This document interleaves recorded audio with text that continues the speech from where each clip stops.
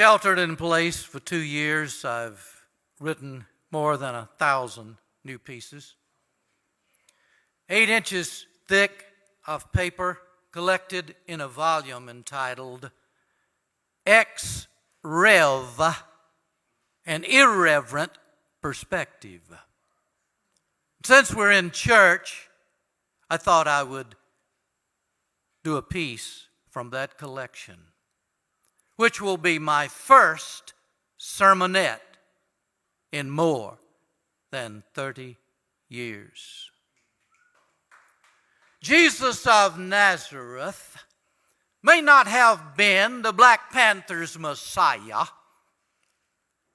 but even Huey P. Newton must have been amazed at the most misunderstood act in history, the cleansing of the temple.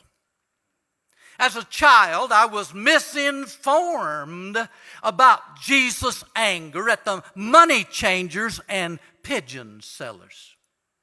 As an adult, I have learned that he was infuriated not because of their commerce, but because of their racism. You see, Solomon originally dedicated the temple as the house of prayer for all people, both Hebrews and Goyim, including in Jesus' day the Roman occupiers and the Greek travelers.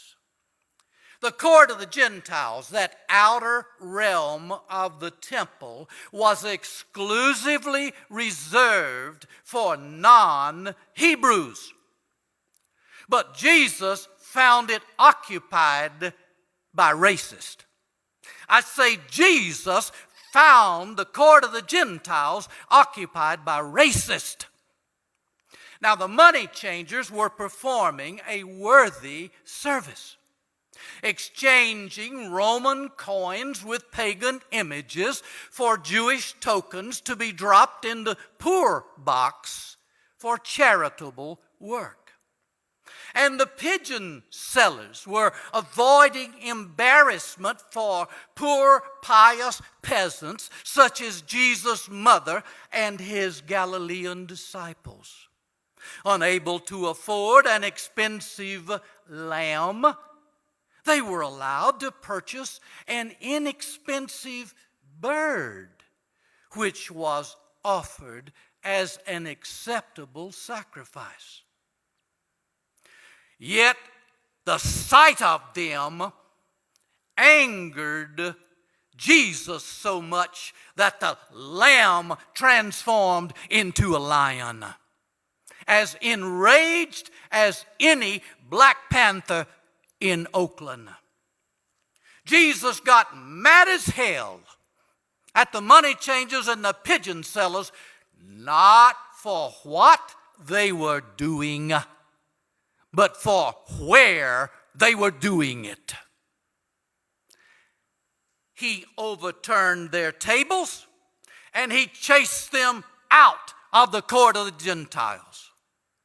And in so doing, he rededicated the house of prayer for all people, including the Roman soldier of whom he had said, "You've got greater faith than any Jew I know," including the Good Samaritan who befriended a Jew waylaid by robbers on Jericho Road, including the Syrophoenician woman whose daughter he healed after the mother said, "Your people treat my people like dogs," including the 4,000 Gentiles whom he miraculously fed with 7 loaves and a few fish, as he had miraculously fed 5,000 Jews with 5 loaves and 2 fish. And including, yes, probably Africans, such as the Ethiopian eunuch.